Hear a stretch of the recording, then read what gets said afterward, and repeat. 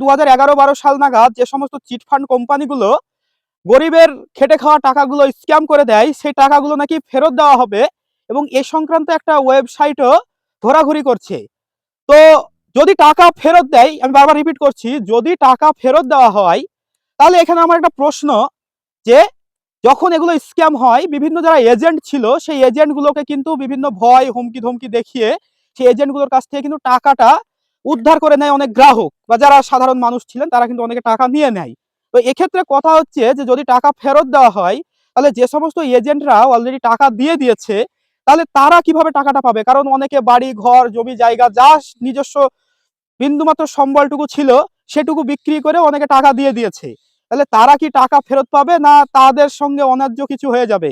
এ বিষয়টি অবশ্যই আমার মনে হয় যে যদি সত্যি টাকা ফেরত দেওয়া হয় তাহলে এই বিষয়টি বিবেচনা করা উচিত। তো বন্ধুরা, ভিডিওটি বেশি বেশি করে শেয়ার করুন যাতে এই বিষয়টি মানুষের কাছে ছড়িয়ে পড়ে এবং সত্যি যদি টাকাটা ফেরত দেওয়া সমস্ত এজেন্টরা যেন এটা থেকে বাদ না পড়ে, তারা যেন তাদের প্রাপ্য টাকাটুকু পেয়ে যায়।